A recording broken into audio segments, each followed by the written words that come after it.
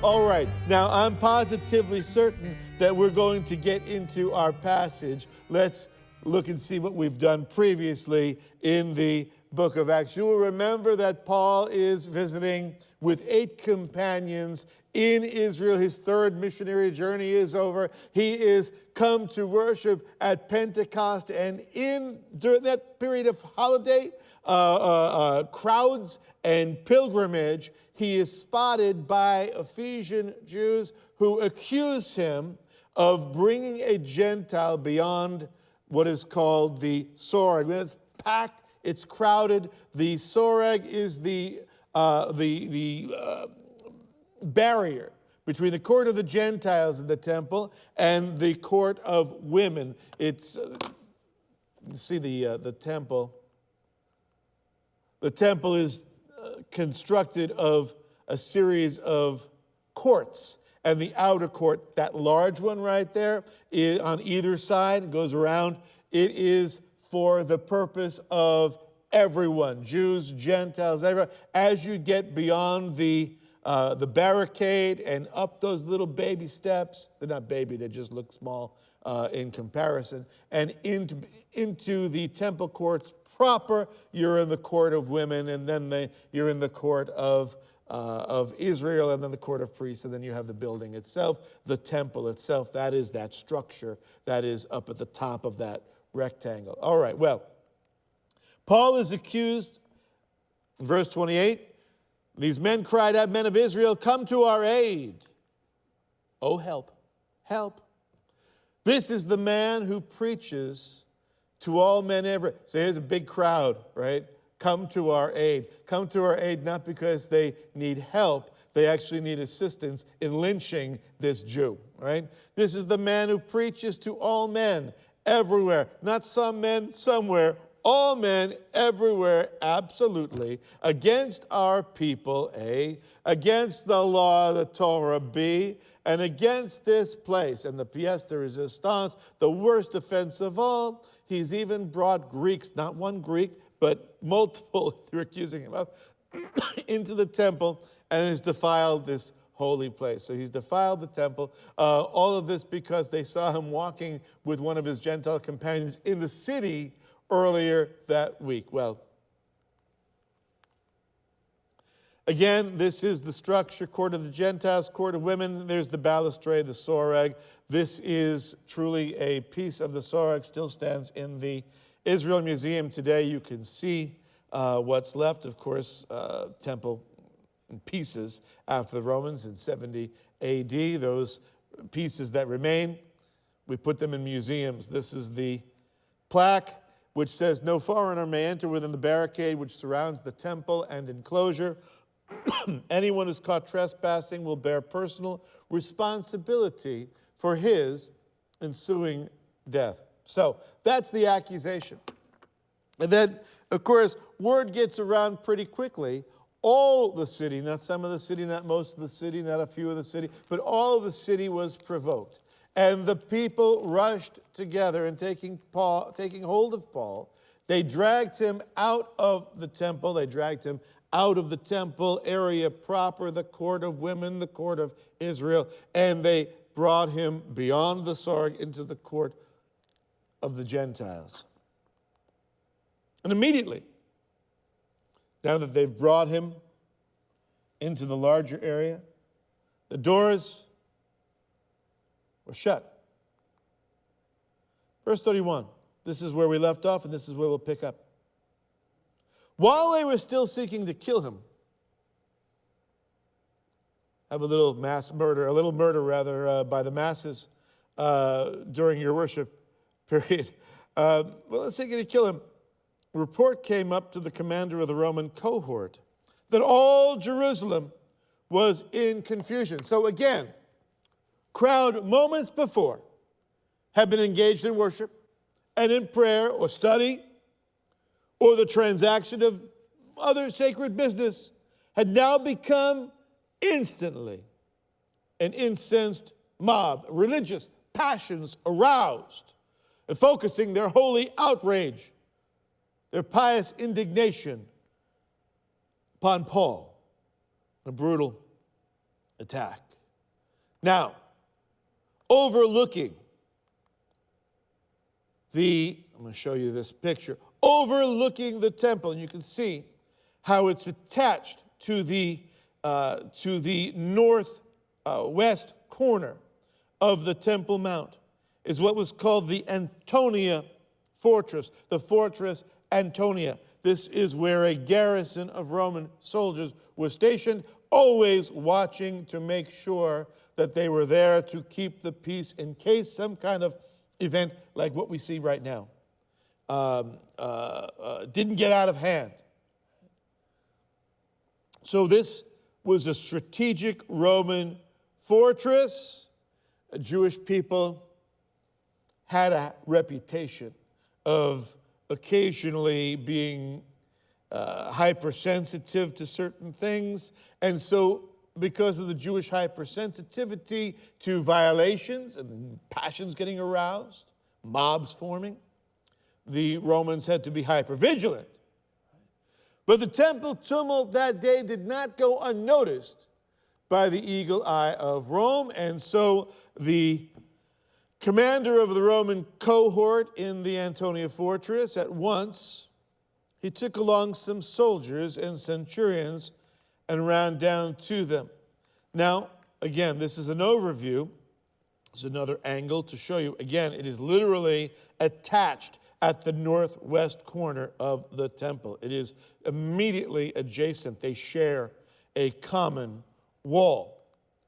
And this today, you can actually see, that was a model. You can see that's this kind of Roman fortress actually still exists. This is the ruins of one of the fortresses. It's right across the Dead Sea on the eastern end in Jordan. You can still see what's left. This is something of what it would have looked like. So you can see how the towers very similar and what's left.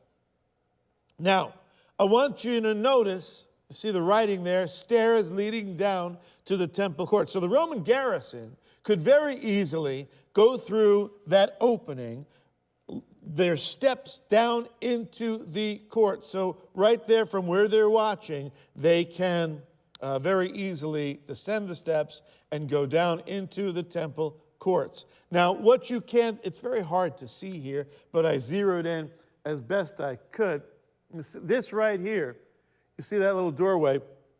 This is, well, it's hard to see that. Let's go back up here. This is the, come on. That's the little doorway. This right here is the staircase. So they come from up here and they descend almost immediately. So rapid response is the point that I'm getting at. So Claudius Lysias, who is the tribune, the commander, roughly maybe almost 1,000 Roman soldiers garrisoned in the Antonia fortress, 600 to 1,000, somewhere in that neighborhood, realized that murder is about to be committed. He says, not on my watch. Sprung into action, prevent the riot from getting any further out of hand. And two groups of 100 soldiers were sent down to settle down the uproar and put down this riot. The Roman soldiers enter into the court of Gentiles and plunge into the fray. So this simple flexing of Roman power put an immediate end, or halt at least, to the thrashing of Paul and to the riot. The Roman police force, in other words, they had the respect of the people, the fear, certainly, of the people. And the people did not challenge that, unlike some things that you may see on the news today in the past few years, when the police show up, the Roman police, they're not challenged by the people. They are not fought, rocks are thrown. No, there's an immediate respect, and it stops. It stops. Now, Claudius Lysias, based upon what the crowd was doing to him, the commander believed that Paul must have been a violent criminal. Once he took some soldiers, centurions, ran down to them, When they saw the commander and the soldiers, they stopped beating Paul. Then the commander came up, took hold of him. That must have been some rabble-rouser, some troublemaker, some insurrectionist, perhaps, and ordered him to be bound with 2 chains. And he began asking who he was and what he had done. But among the crowd, some were shouting one thing and some another. And when he could not find out the facts because of the uproar, because the people of the crowd, like mobs are dumb generally. Mobs are generally ignorant, passionate, but ignorantly passionate, zealous, but ignorantly zealous. And that's why sometimes, they bring reporters out there in a mob and say, what is everybody upset about? What are you fighting about? What are you chanting about? They don't actually even know why they're out there. Could not find out the fact, getting conflicting data. He ordered him to be brought into the barracks, into the Antonia fortress. Got to remove the problem from the crowd. When he got to the stairs, Paul, he was carried by the soldiers because of the violence of the mob. They're still trying to get to him. But the soldiers surround him and they bring him to the stairs. For the multitude of the people kept following them, shouting, "Away with him! Away with him!" As Paul was about to be brought into the barracks, so not inside the Antonia fortress, at the staircase, he said to the commander, "May I say something to you?" "Man, do you know Greek?" "Then you are not the Egyptian," the commander saying to Paul, "you're not the Egyptian who some time ago stirred up a revolt and led the 4,000 men of the assassins out into the wilderness?" It's a group called the Sicarii. Okay, this is the politics of the day. There is tough Jews called the Sicarii, the assassins. They carried these little knives, little dagger men is what they were called, right? And they had these little daggers, and they would walk in a crowd, and they'd go up to a soldier, and they'd go, "Jump!" And the soldier would be assassinated, or the individual, or perhaps somebody that they accused of being a traitor to the Jewish people. So this could have happened, but this tribune thought that Paul maybe was the leader of these guys. "You're the Egyptian, but that's not you, huh?" And Paul said, That's in the original Hebrew. Paul says, "I'm a Jew of Tarsus in Cilicia, a citizen of no insignificant city." This, by the way, is Tarsus today. The great gate still exists from Paul's day. He's saying, "I'm Jewish, and I'm from a cosmopolitan city in what the Jewish people call the diaspora, what the Roman centurion would have thought of as the Roman Empire. Tarsus was a university town. I'm not a violent man. Right? I'm a scholar, not a fighter. I'm a Jew of Tarsus in Cilicia, a citizen of no insignificance." Luke writes this way. It's interesting whether Paul actually said this exact thing, but Luke uses this kind of phrase: no small or no insignificant. In other words, a big honking city, a very, very important city, no insignificance. "And I beg you, allow me to speak to the people." Think about Paul now. He's battered in body by this time. Many of us, we'd be traumatized by what Paul just went through in the past few minutes. But nonetheless, he's still courageous in spirit and keen of mind. In the midst of being borne up the staircase by 2 Roman soldiers to whom he was chained, accompanied by 198 other soldiers, plus 2 centurions, their commanders, and the tribune, Claudius Lysias, Paul nonetheless astutely recognized that this crummy situation presented an unparalleled opportunity to speak and to bear witness of the Messiah to multitudes of rapt Jews who definitely were paying attention. And so Paul wanted to act on that opportunity. He asked the tribune, "Can I address the crowd?" And when Claudius Lysias, when he had given him permission, Paul, standing on the stairs again, "These are the stairs, here are the crowds," or up here, "These are the stairs he's standing on, here's where the crowds would be." He motioned to the people with his hand. Yet again, another confirmation that Paul is indeed Jewish. He talks with his hands. And when there was a great hush,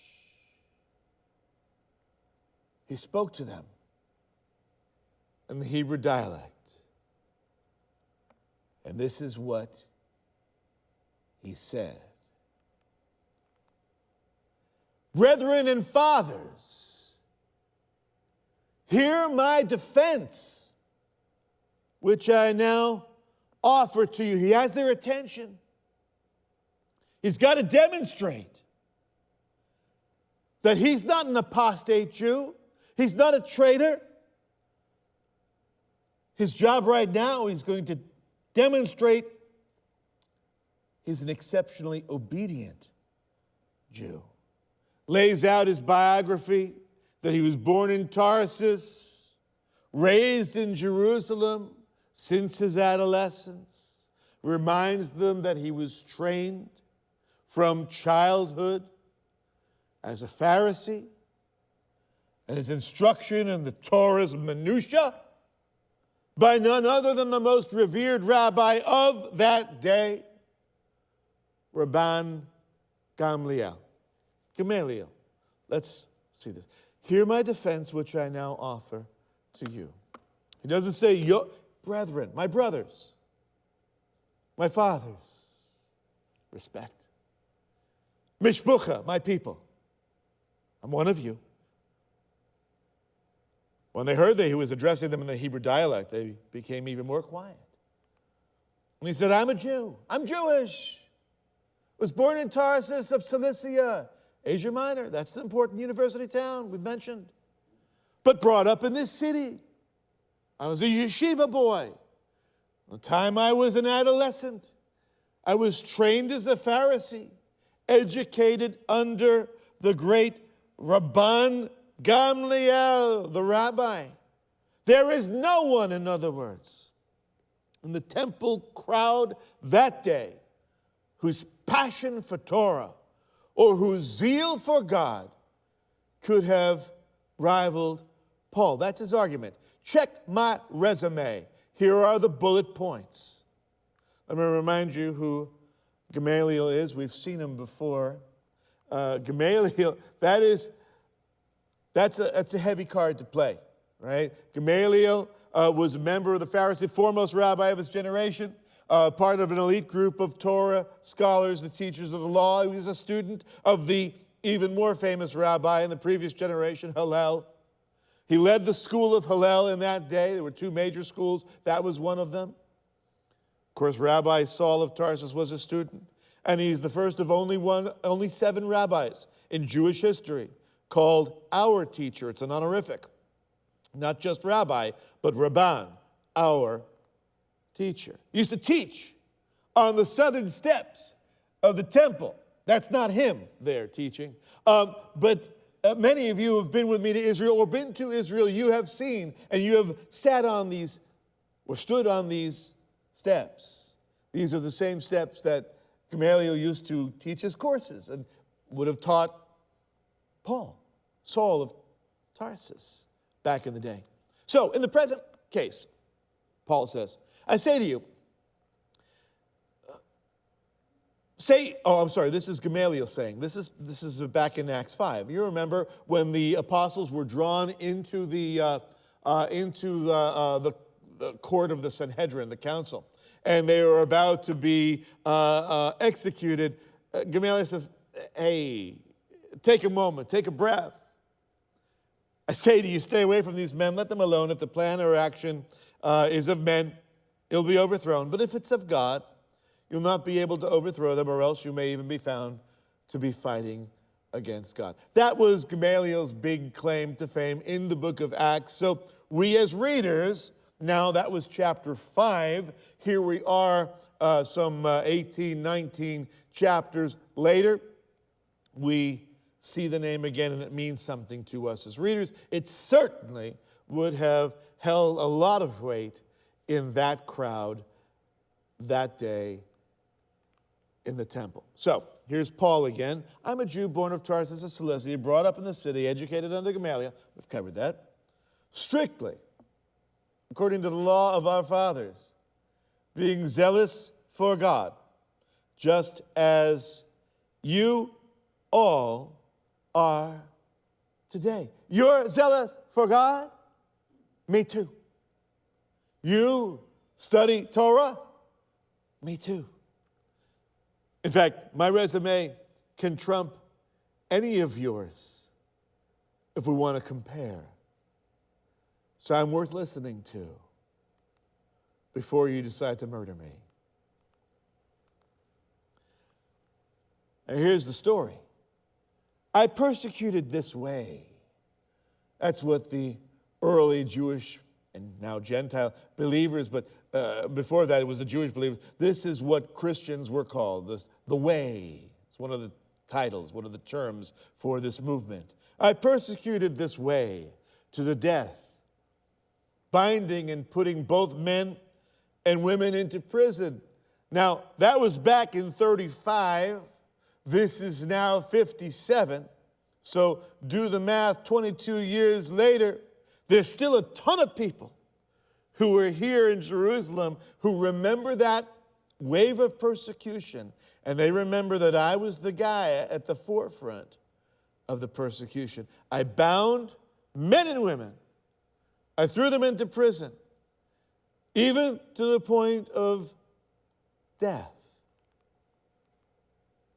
As also the high priest, Caiaphas, at that time, and all the council of the elders, that's the Sanhedrin, that's the 70 Jewish leaders, the Supreme Court, the most respected men of the day, all of the council can testify. It's just 22 years ago. From them, I also received letters to the brethren, much like this letter. That's not the letter, that's just an example. And started off for Damascus in order to bring even those who were there to Jerusalem as prisoners to be punished. So, again, Paul arguing that when it comes to zeal for God, for Torah, for Judaism as a faith system, Paul was at the top. And his zeal led him to engineer an intense program of persecution against the followers of Jesus without distinction, men and women. You didn't need any Title IX. Paul was ahead of his day. Without distinction, he threw him into the Huskow and was directly responsible for the deaths of many believers in Jesus. Paul emphasized, he's not recounting imaginative embellishment. This is historical fact that can be backed up. Right? These guys, most of the guys who were there at the time in leadership, they are still alive, and they can back up every word, including his authorization to travel to Damascus to extradite the believers and bring them back to Jerusalem. Now, for the second of 3 times in the book of Acts, we saw the first one when it actually happened in Acts 9. Now, later on, Paul's going to recount the same story again. And now for the second time, he's going to tell the story of how he encountered Jesus. This account varies very little from Luke's initial explanation in chapter 9, but is tailored directly from the word from the mouth of Paul for the occasion. When you see in one book the same account repeated multiple times in the book of Acts, Paul's encounter with Jesus 3 times, you know, oh, that's an important moment. That's so important. It bears repeating, not once, but repeating twice. So here's the story. He's on his way to Damascus. On that road, that is the road from Israel to Damascus. It happened that as I was on my way approaching Damascus, about noontime, a very bright light suddenly flashed from heaven all around me. And I fell to the ground and heard a voice saying to me, Saul, Saul, Shaul, Shaul in Hebrew, why are you persecuting me? And I answered, who are you, Lord? And he said to me, I am, dun, dun, dun. That's not in the original. I added that. I am Jesus, the Nazarene. I am Yeshua, the Nazarene, whom you are persecuting. Now, Paul tells us in 1 Corinthians about this encounter. He mentions it in relation to speaking of Jesus. And then finally, and I was the last one to whom Jesus, the risen Christ, the risen Messiah, appeared. 1 Corinthians 15, 6 and 8 through 9. Then he appeared to more than 500 brothers and sisters at one time. And last of all, as to one untimely born, he appeared also to me. And so this revelation is better than any O. Henry story, better than any Rod Serling penned Twilight Zone. The arch persecutor of the church encounters the risen Lord Jesus. Who are you? I am Jesus. That's better than the ending to Planet of the Apes, by the way. So that's extraordinary. And those who were with me, they saw the light, to be sure, but did not understand the voice of the one who was speaking to me. They just heard sound, but they couldn't determine what was being said, if anything. A message only for Saul. And I said, what shall I do, Lord? And the Lord, Yeshua, said to me, get up and go on into Damascus, and there you will be told of all that has been appointed for you to do. But since I could not see because of the brightness of that light, I was led by the hand by those who were with me and came into Damascus. A certain Ananias, man who was devout by the standard of the law. You remember the story because we covered it back in Acts 9 in great detail. We're recounting it now. A man who was devout by the standard of Torah. Again, this is another zealous man for Torah, and well spoken of, good reputation by the Jewish community. All the Jews who live there came to me, and standing near to me, he said, Brother Saul. Ananias was a believer who the Lord had spoken to and said, go find Saul. Remember the story? Ananias is like, oh Lord, what if he's undercover? What if this is a false flag operation and he's just playing as if he's a believer? He's pretending to be blind, and I'm going to identify myself as a believer to him, and he's going to open his eyes and say, boo, and take me back to Jerusalem, arrest me. But the Lord said, no, Saul really is my guy. So Ananias comes, and he says, Brother Saul, my brother in faith and in ethnicity, receive your sight. And at that very time, I looked upon him. And he said, the God of our fathers has appointed you to know his will and to see the righteous one and to hear an utterance from his mouth. Now, this phrase, the righteous one, that Ananias uses is a reference to a Messianic prophecy. Should be familiar to many of us. Isaiah 53, verse 11, which speaks of the servant of the Lord, the suffering servant. As a result of the anguish of his soul, he will see it and be satisfied by his knowledge. The righteous one, my servant," this is God speaking, so God's servant, my servant, "will justify the many, as he will bear their iniquities." So Ananias is referring to Yeshua as the righteous one, the fulfillment of Isaiah's prophecy concerning the coming Messiah. And now, having restored his sight, Paul receives his commission. "You will be a witness to him, of all men, to all men, of what you have seen and what you have heard."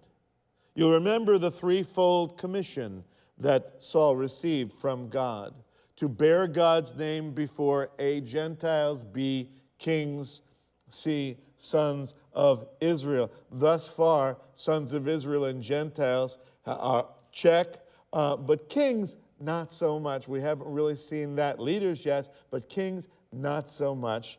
That awaits a future day.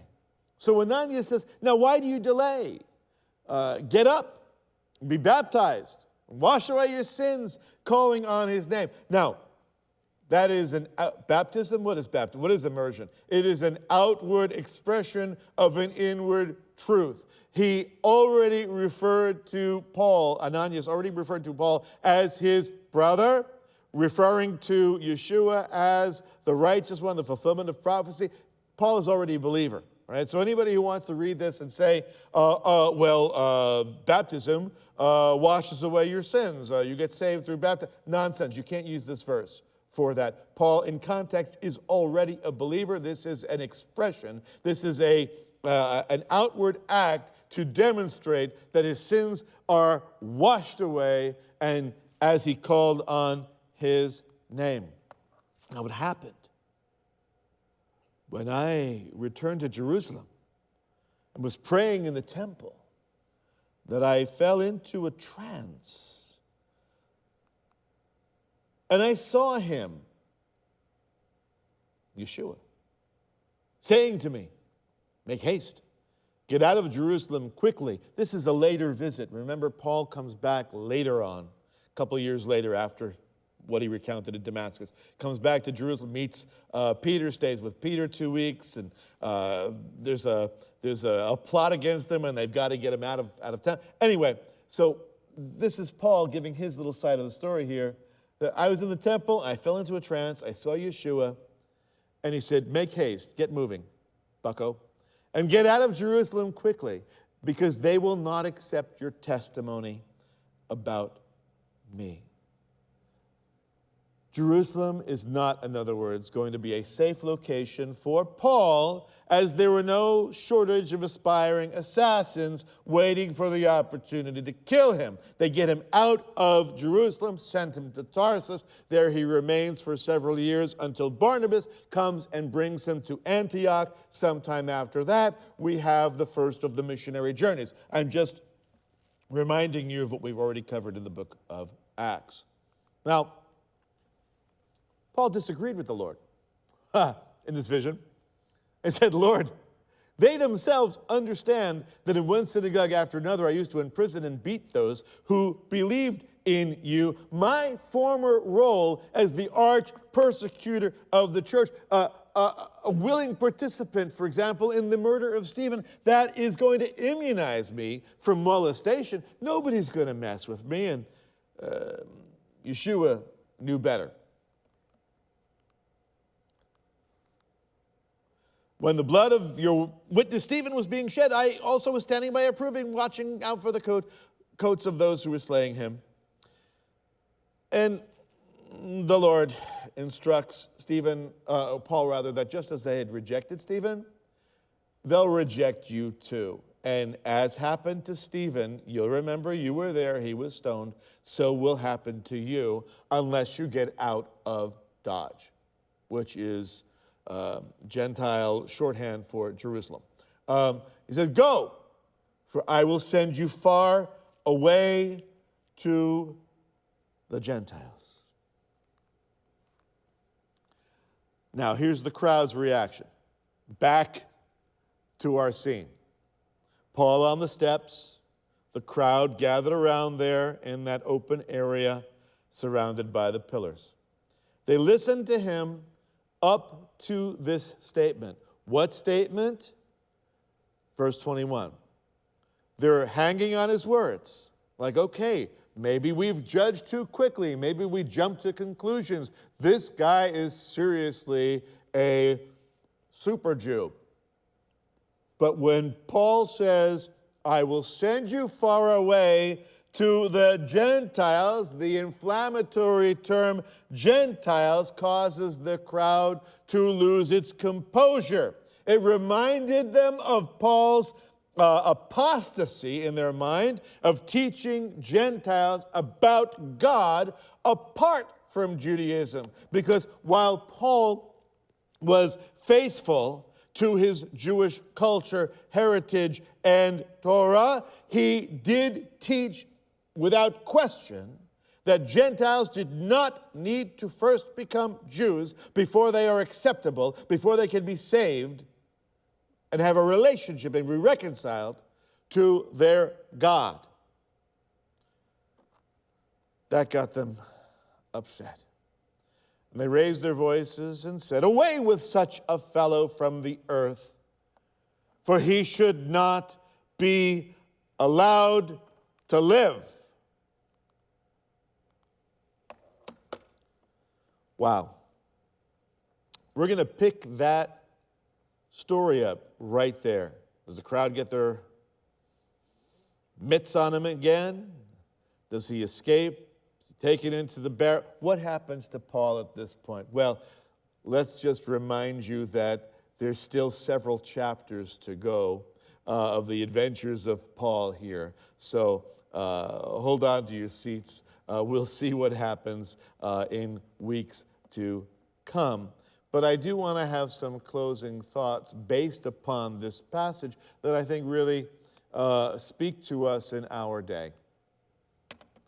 So my closing thoughts for today, before we get into communion together, is facing an enraged mob that was, in my mind, filled with an inconceivable level of vitriol and hostility. Well, we think of the ultimate manifestation right there in his face of cancel culture. They wanted to cancel him, and how. But nonetheless, in that moment, Paul confidently addressed the mob and told his story, what would be characterized today as proclaiming his truth, Paul speaking his truth. Let us, me, you, determine to follow Paul's example. Level of hostility he faced 2 millennia ago, 2,000 years ago. That level of hostility is already here. The enraged mob, it's on its way. The zealots of our age have ensured both the inevitability and the unavoidability of cultural and moral confrontation. You might ask, can't we all get along? And the answer is, they won't allow it. They will not allow us to be brokers of peace. So we must, in lieu of their lack of acceptance of the peace we offer, we must instead offer truth. Bold, unvarnished, unadulterated, unqualified truth to a culture that has rejected the concept itself, the very idea of absolute truth. And so what must we do? I suggest we begin now to pray for straightened backbones and to pray for strengthened knees that refuse to wobble, go all wobbly. We need to start preparing now regarding our responsibility to represent and reflect God's standards in a nation governed of the people and by the people and for the people. They are not the only people out there with a voice. We too, followers of Yeshua, we too have a voice. We too have a responsibility. We must not be cowed. We must not be timid. We must stand straight and strong, strengthened by Him, energized through the power of the Holy Spirit, not our own. If it were left to our own devices, I'd go into a corner. I'd move to some out of the way place where nobody would ever find my family, and I could live the way I want. But that's not realistic. God has not called us to do so. As long as God has called us to be here at this time, in this day, we dare not shirk our responsibility. So inasmuch as it's in our power to do so, and that's for the sake of our families and our communities, including this community, and our culture, and for the sake of our God's holy name and reputation, we must stand firm, ceding no territory to the Antichrist spirit of the age. It's very strong, it's very potent, and to be honest, I find it quite intimidating. But greater is He who is in us than he who is in the world. One way, and again, it's not the way, it's one way, is to make sure that on Election Day, this Tuesday, if you've not already done so in early voting, that you go out and vote. You say, it's inconvenient to vote. You know what's inconvenient? Being persecuted by a society who has made choices on our behalf because you were too timid as a church, as a family, as an individual to get out there and vote. And you're never going to find, Jesus is not on the ballot, okay? Jesus is never going to be on our ballots. So sometimes we just have to choose the better candidate, the one who more closely aligns, or who represents a party that more closely aligns with the values that God expresses in His Word. It is not enough. You know, I just came off of a solid week of working as a judge in early voting. Every day, 13, 14 hours. And I can tell you that in that week, this past week, a grand total, I believe, of 4% of our constituency, those who are eligible in Dallas County, specifically, in Dallas County to vote, only 4%. You think that there are more than 4% of the Dallas County's registered voters who are followers of our Messiah, who believe in God's Word, who can express an opinion that expresses, reflects God's expressed Word? Certainly. What would happen if every believer actually voted in alignment, in accord with the values that God cares about? Right? It would be more than 4.5 or 5 or 6 even %, I promise you. So that's just one part of it. Voting. That's civic government. God created government, right? God created every sphere, every institution in our society, every basic institution. So government being one of them, the overt political public square, okay? We have a voice there. We have a voice in the community, right? We have a voice in our families.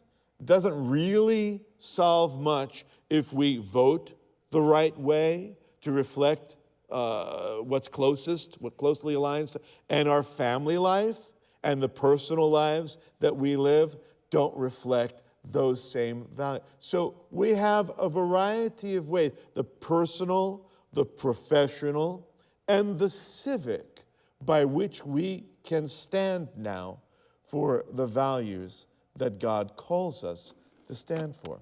So I, of course, would never tell you who to vote for. But I will ask you to think about who to vote for. And if you need some guidance, I'll be happy to help you think and walk through the process of how to identify. And the same goes for how do I apply these concepts and how do I apply what God cares about in my family or in my workplace. That's an ongoing project that we work on together. So that means those of you who are still at home, this is the time to be counted.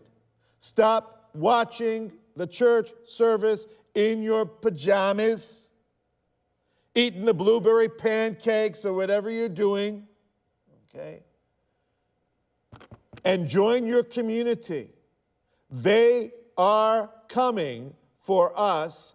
We must stand shoulder to shoulder and represent our God. No time to be wobbly. I invite you, I implore you to come back to us and stand shoulder to shoulder with your community of faith. If all of us did that, what a force we would be to reckon with in today's world. Well, I think that is enough of that. It's time for us to take communion together.